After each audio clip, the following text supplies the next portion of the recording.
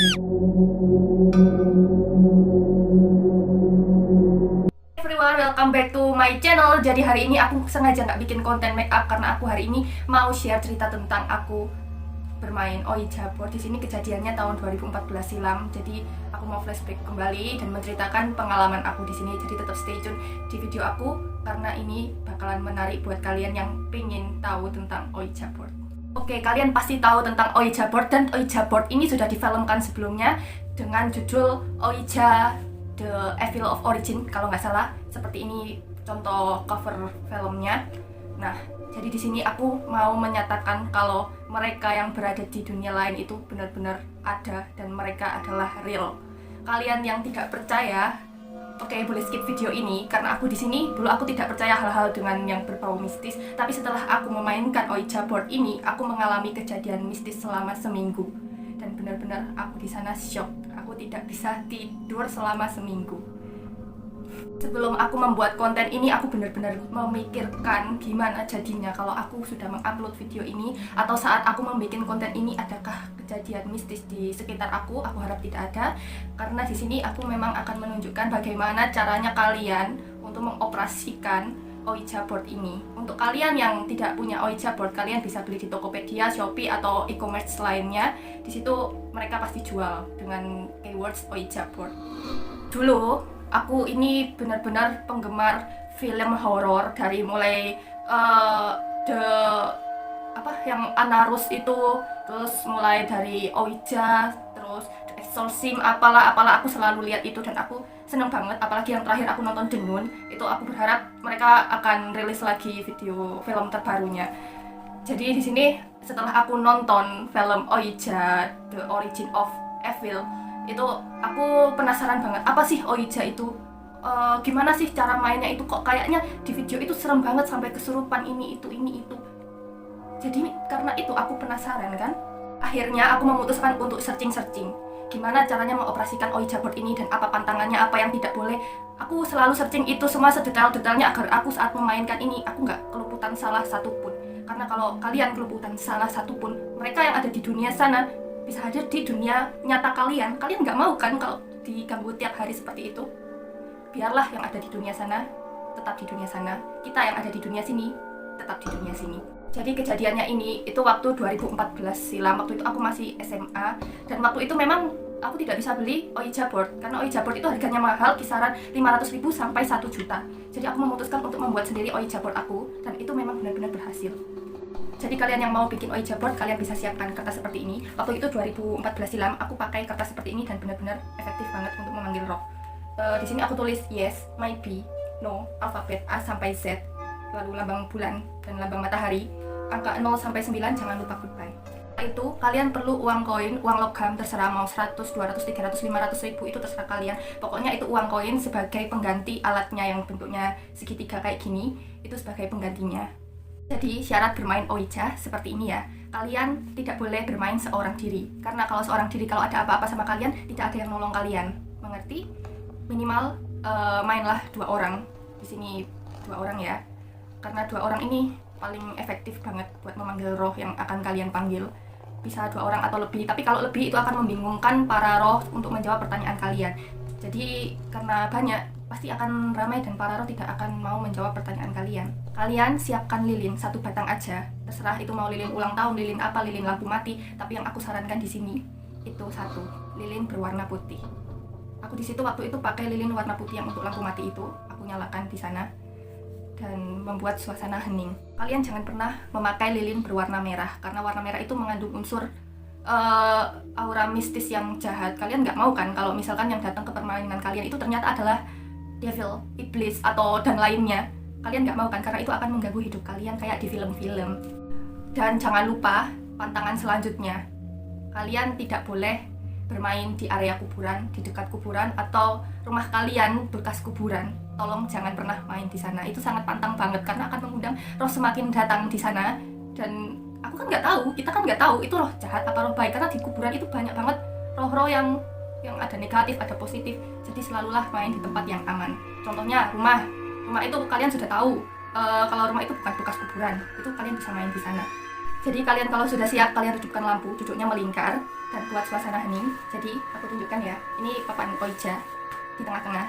Kalian taruh koinnya di sini, tepat di tengah-tengah sini. Lalu diputar-putar seperti ini. Jarinya, jari telunjuk aja. Di atasnya koin di sini. Jadi di sini koin, ini kalian bareng-bareng pegangnya. Lalu diputar-putar seperti ini dan sebutkan mantra. Lilinnya harus nyala ya.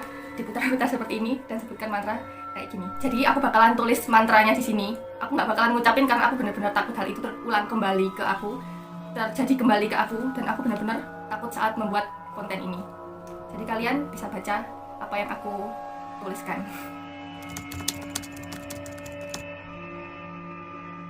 Jadi semakin lama koin itu akan semakin berat putarannya dan tidak akan terkendalikan. Kalian pasti bertanya-tanya ke satu sama lain, kamu tak yang gerakin, kamu tak yang gerakin, aku lo nggak gerakin, kayak gitu. Itu berarti dia sudah datang. Dia, tanda kutip ya. Setelah itu kalian tanya aja ke dia, apakah Anda sudah datang atau siapa nama Anda, seperti itu. Kalau saranku, kalian harus memilih satu teman kalian untuk menjadi objek, bukan objek untuk dimasukin ya, tapi objek sebagai orang yang bertanya. Kalau kalian semua bertanya, ikut bertanya, kwek, rohnya bakalan bingung. Jadi harus melalui satu teman ini. Dan jangan lupa jaga lilinnya agar tidak mati. Warning, hati-hati dengan pertanyaan kalian. Jangan pernah kalian tanya hal-hal yang bersautan atau berkaitan dengan bagaimana dia meninggal atau bagaimana masa lalu dia. Karena itu beberapa roh pasti akan marah karena kalian menanyakan hal seperti itu, atau beberapa roh tidak senang akan pertanyaan seperti itu. Setelah mulai permainan, yang pertama, kalian juga harus tanya kepada dia, dia itu adalah roh yang baik atau yang jahat. Kalau koinnya ini mengarah ke bulan, berarti dia roh yang jahat. Tapi kalau dia mengarah ke matahari, berarti dia roh yang baik. Kalau dia mengarah ke matahari, kalian lanjutkan aja sesi wawancaranya. Tapi kalau dia beralih ke bulan, kalian sudah say goodbye aja. Kalian langsung bilang gini, kami menyudahi permainan ini dan kami mengucapkan selamat tinggal, beristirahatlah dengan tenang, seperti itu. Jadi di sini kalau pertanyaannya kalian terlalu ribet, itu roh bakalan bingung gimana cara kalian menjawab, karena ini papan Ouija dan ini ejaan-ejaan A, B, C, D, E. Kalian cuma bisa menanyakan pertanyaan yang simple dan pertanyaan yang singkat aja, karena pertanyaan yang rumit itu roh akan mengejanya juga panjang, kalian juga membacanya bingung juga. Jadi pertanyaan yang lebih singkat. Untuk kalian yang sudah selesai bermain ini atau mau mengucapkan selamat tinggal, jangan lupa ya, kalian harus mengucapkan selamat tinggal kepada roh itu dengan mengucapkan, kami selesai bermain di sini, saya harap Anda beristirahat dengan tenang, kami mengucapkan selamat tinggal dan arahkan ke goodbye. Koinnya harus mengarah ke goodbye ya. Kalau koinnya tidak mengarah ke goodbye, berarti roh itu masih ada di sekitar sana. Satu lagi, kalian jangan pernah meminta tanda-tanda kepada dia supaya menunjukkan, membuktikan bahwa dia ada di sekitar Anda. Karena itu akan mengundang dia yang ada di dunia lain memasuki dunia Anda, dunia nyata Anda. Jadi aku bakalan cerita pengalaman aku di 2014 setelah aku main itu. Waktu itu ada aku, temanku dua, jadi kita main bertiga di sana. Itu angka ganjil ya sebenarnya. Aku nggak tahu angka ganjil atau genap itu harus yang mana. Waktu itu aku bertiga, angka ganjil. Langgar pantangan. Aku menanyakan, bukan aku sih, sebenarnya temanku yang kurang paham akan rules permainan ini. Dia menanyakan bagaimana kamu meninggal atau masa lalu kamu apa, ini itu, pokoknya seputar itu. Dan itu benar-benar berimbas ke aku. Ini jujur aja, waktu itu selama seminggu aku nggak bisa tidur dan aku nggak bisa ditinggal sendirian. Aku benar-benar takut banget selama seminggu itu. Kayak apa ya? Kayak di sekeliling aku ini penuh sesak tahu kan? Dan aku merasa ada beberapa mata atau orang gitu, itu yang selalu memperhatikan setiap gerak-gerik aku. Sampai waktu itu aku mandi pun aku nggak berani, karena ya waktu itu gimana ya, kamar mandiku itu di belakang banget dan itu dekatnya dapur. Jadi aku takut banget. Sampai aku mandi itu aku buka pintunya, aku suruh teman aku itu, tetangga aku lebih tepatnya itu cewek, dia yang nungguin aku mandi karena aku takut banget. Takut tiba-tiba orang itu nampak yang aku panggil waktu itu, atau tiba-tiba barangnya jatuh atau apa. Benar-benar takut banget. Oke, jadi aku mencari-cari gimana caranya supaya aku itu nggak ketakutan lagi. Jadi selama seminggu itu aku juga searching di internet gimana caranya untuk memusnahkan permainan Ouija yang sudah aku mainkan, gimana caranya untuk memusnahkan papan Ouija, gimana caranya bla bla bla bla bla. Aku ini takut banget sampai aku cari gimana caranya, ya seperti itulah. Sampai ceceku yang ada di Amerika sana, dia messenger aku, kamu jangan pernah main Ouija, karena di sini orang-orang main Ouija mereka nggak tahu sebenarnya roh apa yang datang waktu mereka main, apakah itu roh jahat atau roh baik. Sampai ada beberapa kasus tentang Ouija di Amerika Serikat sana yang berujung pada kematian. Searching lagi di internet, kalau kalian mau memanggil roh orang yang sudah meninggal gitu melalui papan Ouija. Papan ini kan sebagai penghubung antara dunia roh dengan dunia manusia. Kalian bermain papan Ouija dan letakkan barang milik orang itu di samping lilinnya. Katanya sih itu bakalan mengundang orang yang sudah meninggal itu untuk berkomunikasi dengan kita melalui papan Ouija ini. Aku mohon sekali lagi, terakhir, kalian jangan pernah mempercayai kata-kata mereka melalui papan Ouija ini 100%, karena belum tentu semua yang mereka katakan benar. Setelah aku membuang papan itu, membakar papan itu, aku datang ke suatu komunitas gitu. Di situ aku kaget banget karena benar-benar ada orang di sebelahku, dia itu kerasukan gitu, tepat di sebelahku. Bayangin aja kalian di sebelahnya orang yang kerasukan. Seberapa takutnya kalian? Aduh, aku kalau membayangin waktu itu benar-benar aku jadi merinding banget. Waktu itu aku datang ke suatu komunitas, di sana dia itu kerasukan, katanya dia itu kerasukan emak-emak. Dan ditanyain sama, waktu itu kan karena ada kayak komunitas doa atau gimana, dia ditanyain sama, waktu itu pendeta kan, ditanyain, siapa kamu, apa, dari mana kamu. Dia ngomong dia mak bongkok kayak gitu. Wah, aku shock banget, bener-bener takut. Ngomongnya dia berubah dari yang sebelumnya suaranya kayak gini, dia berubah suaranya agak serak gini. Ya gitulah, setelah diwawancarai, ditelusuri dan lain-lain sama pendeta ini, itu dia ngomong kalau orang ini itu nyimpen barangnya nenek ini tadi. Aku nggak tahu kan kalau ternyata orang ini nyimpen barangnya itu. Dan benar-benar waktu itu aku takut banget, sampai aku nggak bisa bayangin. Dan kembali lagi aku nggak bisa tidur selama seminggu setelah kejadian teman aku kesurupan itu.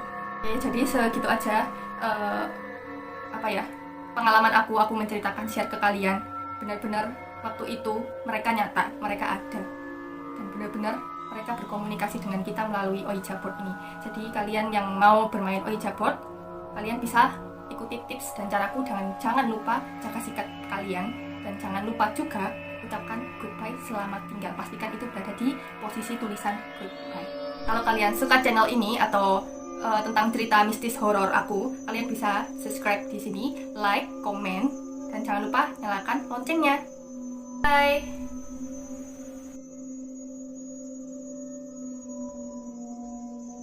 Minggu setelah aku bermain itu, aku membakar papan Ouija itu tadi pakai api, lalu abunya itu aku buang jauh banget dari rumah aku, karena aku nggak pengen mereka yang ada di sana yang aku undang itu kembali lagi ke rumah aku. Aku nggak tahu ini cara benar-benar efektif atau bagaimana, tapi menurut aku ada bagusnya juga aku membakar papan yang aku buat itu.